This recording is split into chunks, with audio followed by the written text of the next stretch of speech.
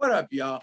I watched a movie this past week and I thought it was worth giving a review. So I'm gonna give it a review. We're gonna be talking about Kate. Be real with D-Real.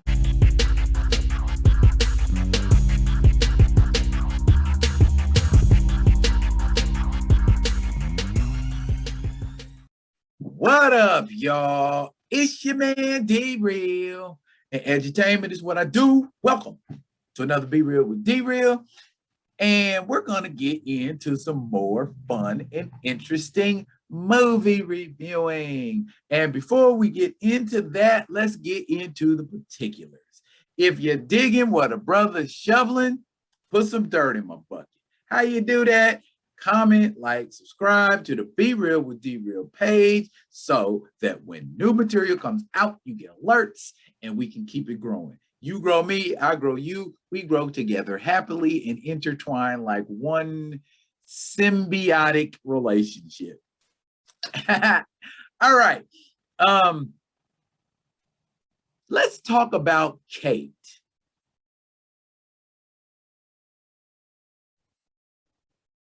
No, not that Kate.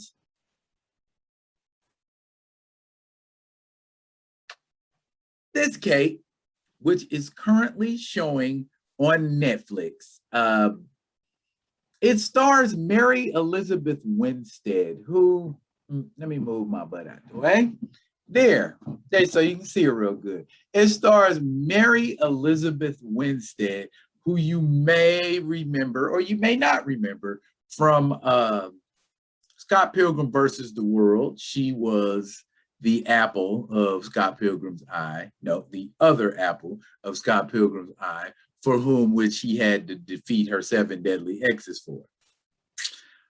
She is slowly, I guess, attempting to become a female action movie star. Okay, the last 3 movies she's been in have been action-based. So she's in her mid-30s. I don't see anything wrong with that. Shoot. Keanu Reeves is pushing 50 and he's still doing action movies. So more power to you, sister. If you look good doing it, keep doing it. Anyway, Kate chronicles the story of Kate, this assassin. She's been raised since she was a wee child to kill in numerous different ways. And she is an assassin for a clandestine operation of some sort who has dealings with the Yakuza, or rather treachery with the Yakuza, because as these movies always go, somebody either gets crossed or double crossed and folks wind up dead. And such is the case with the situation in Kate. Now with Kate, the situation takes a little twist because at some point, Kate gets poisoned. And Kate has 24 hours to find out who poisoned her and take her revenge. Now, a lot of that time is spent gathering clues. Let's just put it like that. And then she runs afoul of this young lady here, whom they go from a love, hate, love, hate relationship. Well, and what I mean by that is initially the young girl starts off admiring Kate because of her badassery, but then she sort of is exposed to things in a roundabout but treacherous way that make her see Kate in a different light.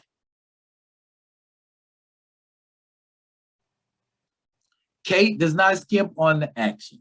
It definitely does not skimp on the action. I would say there's action. It's about an hour and 48, hour, 50-minute movie. I say you get action every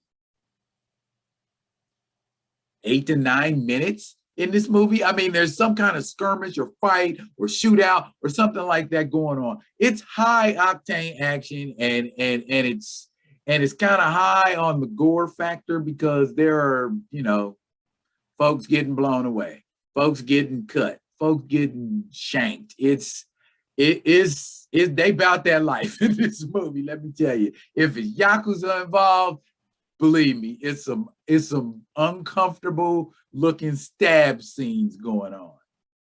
You have been warned. If you ain't down for those kinds of things, you probably should not tune your eyeball muscles on K. The thing I liked about it the most is because shouts out to my homie Big Nub. Me and homie Nub always have these conversations about women in action movie scenes and how unrealistic it looks. Not to say you can't have a female action hero and it look realistic, but the thing about it is, and I'll argue it to the very last moment, okay,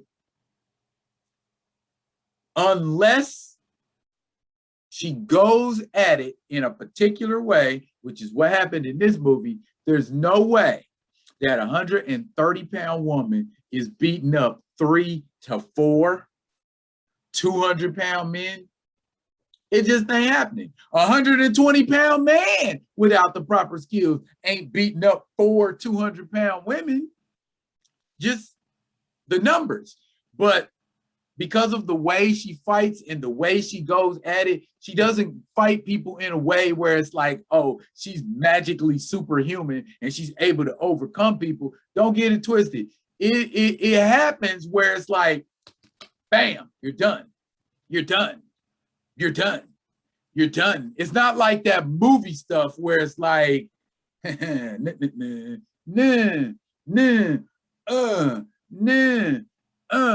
win. It's not like it's really realistic. If I was in a fight with a girl and she did this to me, it could actually be done and it doesn't look unrealistic. You know what I'm saying? It's like, yeah, a woman could do that to you in real life. And you know what I mean? And for me, that was refreshing to see because we get way too many of these movies like, where it's a fight scene and it's a woman and she's just tearing through men. And it's like, okay, all right, maybe 1, maybe 2, even 3, she might get through, but like 15, 16 of them, and they coming at you 4 at a time. I mean, she was trained from like a very young age, like 3 or 4 years old to, fight. So as I often tell people when they watching movies, sometimes you got to suspend your belief just to enjoy the movie. And that being said, if female lead characters ain't for you, I get it. But for me, I enjoyed it. It was a fun romp. It had enough action in it, and the plot, it goes in enough directions to where you don't go, I know what's going to happen. I know what's going to happen, because you don't. Now, as far as D-Real's final say about it, I give it a 6. Enough action to keep it going. The story is shaky at best, but overall, if you're in it for action, you won't be disappointed. It ain't the greatest movie ever made, but it is a good action movie, and I give it a 6. Solid 6. That's it for my review of Kate. If you enjoyed it, let me know. If you didn't enjoy it, tell me in the comments. As always, drop whatever you're dropping in the comments. I will be back with another one of them other ones. And until I am, y'all be good. Good to each other.